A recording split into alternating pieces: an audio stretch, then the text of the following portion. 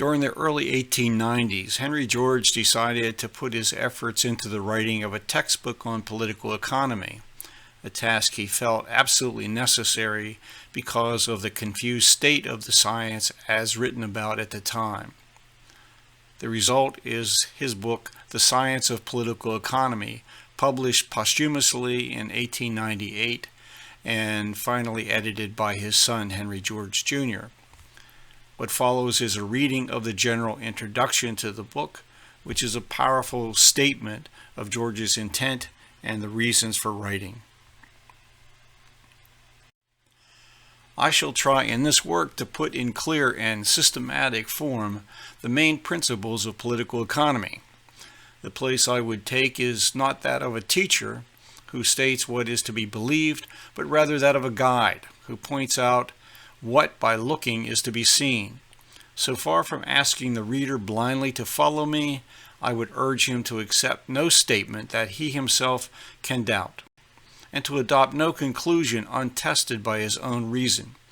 This I say, not in unfelt deprecation of myself, nor in idle compliment to the reader, but because of the nature and present condition of political economy. Of all the sciences, political economy is that which to civilized men of today is of most practical importance, for it is the science which treats of the nature of wealth and the laws of its production and distribution, that is to say, of matters which absorb the larger part of the thought and effort of the vast majority of us, the getting of a living. It includes in its domain the greater part of those vexed questions which lie at the bottom of our politics and legislation, of our social and governmental theories, and even, in larger measure than may at first be supposed, of our philosophies and religions. It is the science to which must belong the solving of problems that at the close of a century of the greatest material and scientific development the world has yet seen are in all civilized countries clouding the horizon of the future, the only science that can enable our civilization to escape already threatening catastrophe. Yet surpassing in its practical importance as political economy is, he who today would form clear and sure ideas of what it really teaches must form them for himself, for there is no body of accepted truth, no consensus of recognized authority that he may without question accept. In all other branches of knowledge, properly called science, the inquirer may find certain fundamentals recognized by all and disputed by none who profess it, which he may safely take to embody the information and experience of his time. But despite its long cultivation and the multitude of its professors, he cannot yet find this in political economy. If he accepts the teaching of one writer or one school, it will be to find it denied by other writers and other schools. This is not merely true of the more complex and delicate questions, but of primary questions. Even on matters such as in other sciences have long since been settled, he who today looks for the guidance of general acceptance in political economy will find a chaos of discordant opinions. So far, indeed, are first principles from being agreed on, that it is still a matter of hot dispute whether protection or free trade is most conducive to prosperity, a question that in political economy ought to be capable of as certain an answer as in hydrodynamics, the question whether a ship ought to be broader than she is long or longer than she is broad. This is not for want of what passes for systematic study. Not only are no subjects so widely and frequently discussed as those that come within the province of political economy, but every university and college has now its professor of the science, whose special business it is to study and to teach it. But nowhere are inadequacy and confusion more apparent than in the writings of these men, nor is anything so likely to give the impression that there is not and cannot be a real science of political economy. But while this discordance shows that he who would really acquaint himself with political economy cannot rely upon authority, there is in it nothing to discourage the hope that he who will use his own reason in the honest search for truth may attain firm and clear conclusions. For in the supreme practical importance of political economy, we may see the reason that has kept and still keeps it in dispute, and that has prevented the growth of any body of accepted and assured opinion. Under existing conditions in the civilized world, the great struggle among men is for the possession of wealth. Would it not then be irrational to expect that the science which treats of the production and distribution of wealth should be exempt from the influence of that struggle? Macaulay has well said that if any large pecuniary interest were concerned in disputing the attraction of gravitation, that most obvious of facts would not yet be accepted. What then can we look for in the teaching of a science which directly concerns the most powerful of vested rights, which deals with rent and wages and interest, with taxes and tariffs, with privileges and franchises and subsidies, with currencies and land tenures and public debts, with the ideas on which trade unions are based and the pleas by which combinations of capitalists are defended? Economic truth, under existing conditions, has not merely to overcome the inertia of indolence or habit. It is in its very nature subject to suppressions and distortions from the influence of the most powerful and vigilant interests. It is not merely to make its way. It must constantly stand on guard. It cannot safely be trusted to any selected body of men for the same reasons that the power of making laws and the administering public affairs cannot be so trusted. It is especially true today that all large political questions are at bottom economic questions. There is thus introduced into the study of political economy the same disturbing element that setting men by the ears over the study of theology has written in blood a long page in the world's history, and that at one time, at least, so affected even the study of astronomy as to prevent the authoritative recognition of the Earth's movement around the sun long after its demonstration. The organization of political parties, the pride of place and power that they arouse, and the strong prejudices they kindle are always inimical to the search for truth and to the acceptance of truth. And while colleges and universities and similar institutions, though ostensibly organized for careful investigation and the honest promulgation of truth, are not and cannot be exempt from the influences that disturb the study of political economy, they are especially precluded under present conditions from faithful and adequate treatment of that science. For in the present social conditions of the civilized world, nothing is clearer than that there is some deep and widespread wrong in the distribution, if not in the production, of wealth. That it is the office of political economy to disclose, and a really faithful and honest explication of the science must disclose it. But no matter what that injustice may be, colleges and universities, as at present constituted, are by the very law of their being precluded from discovering or revealing it. For no matter what be the nature of this injustice, the wealthy class must, relatively at least, profit by it. And this is the class whose views and wishes dominate in colleges and universities. As while slavery was yet strong, we might have looked in vain to the colleges and universities and accredited organs of education and opinion in our southern states, and indeed for that matter in the North, for any admission of its injustice. So under present conditions, must we look in vain to such sources for any faithful treatment of political economy? Whoever accepts from them a chair of political economy must do so under the implied stipulation that he shall not really find what it is his professional business to look for. In these extraneous difficulties, and not in any difficulty inherent in political economy itself, lies the reason why today, after all the effort that since Adam Smith wrote has been devoted to its investigation, or presumed investigation, He who would really know what it teaches can find no consistent body of undisputed doctrine that he may safely accept, and can turn to the colleges and universities only with the certainty that, wherever else he may find the truth, he cannot find it there.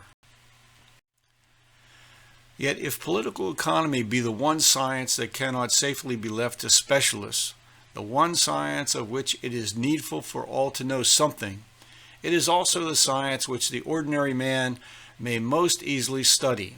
It requires no tools, no apparatus, no special learning. The phenomena which it investigates need not be sought for in laboratories or libraries. They lie about us and are constantly thrust upon us. The principles on which it builds are truths of which we all are conscious, and on which in everyday matters we constantly base our reasoning and our actions.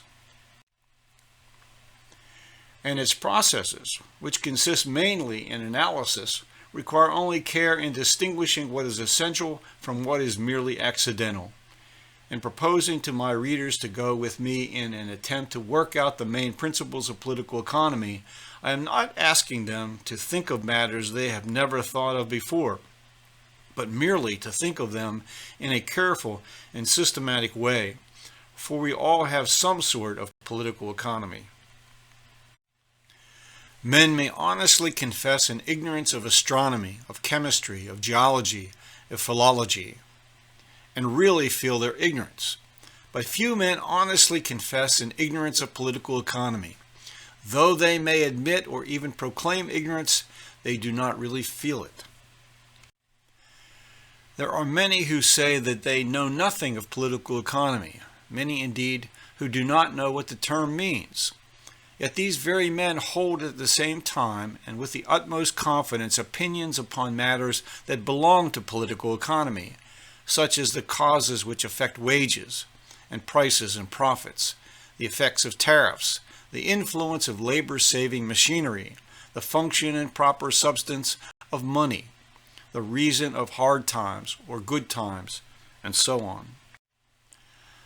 For men living in society, which is the natural way for men to live, must have some sort of politico-economic theories, good or bad, right or wrong. The way to make sure that these theories are correct, or if they are not correct, to supplant them by true theories, is by the systematic and careful investigation as in this work I propose.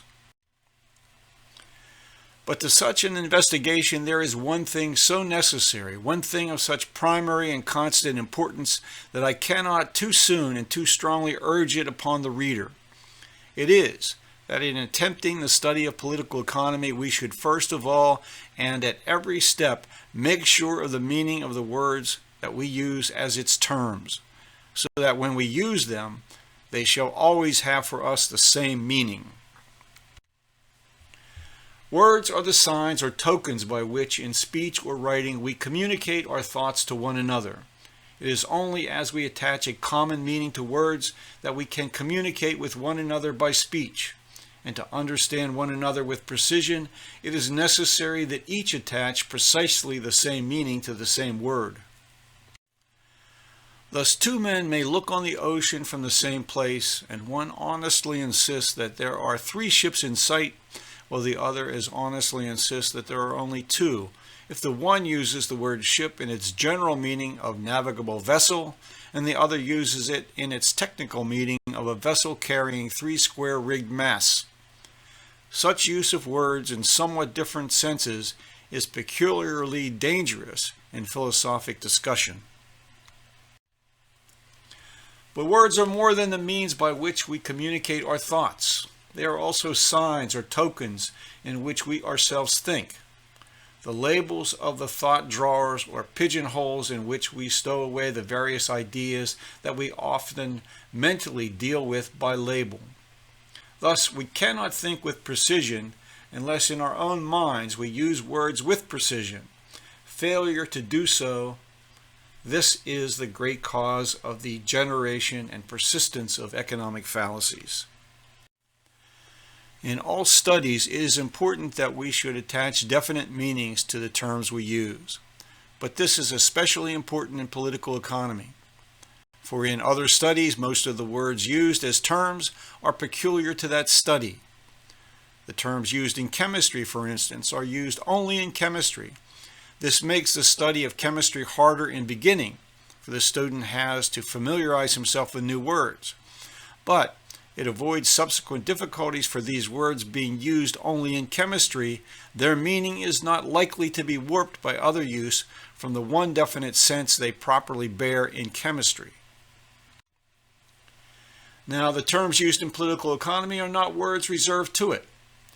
They are words in everyday use, which the necessities of daily life constantly require us to give to and accept for a different than the economic meaning.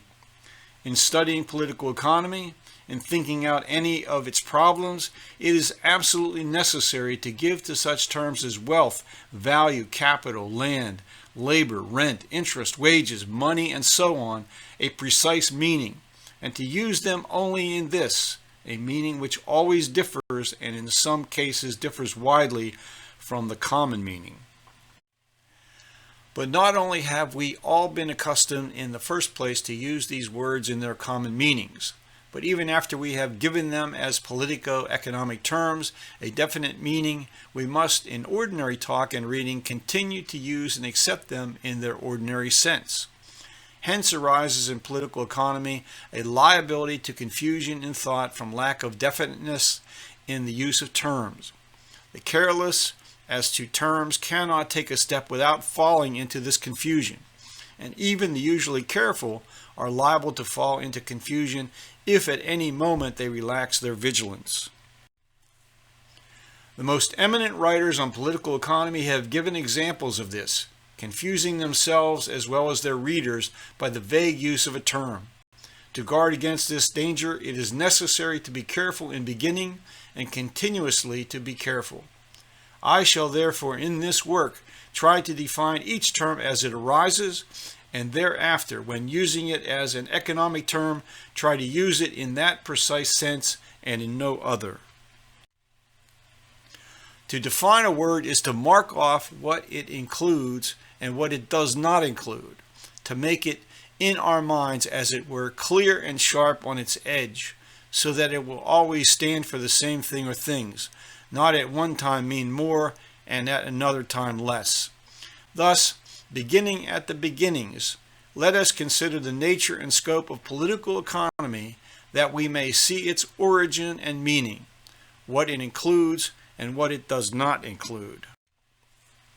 If in this I ask the reader to go with me deeper than writers on political economy usually do, let him not think me wandering from the subject. He who would build a towering structure of brick and stone, that in stress and strain will stand firm and plumb, digs for its foundation to solid rock. Should we grudge such pains in laying the foundations of a great science, on which in its superstructure so much must rest? In nothing more than in philosophy is it wise that we should be like a man which built an house and dig deep and laid the foundation on a rock.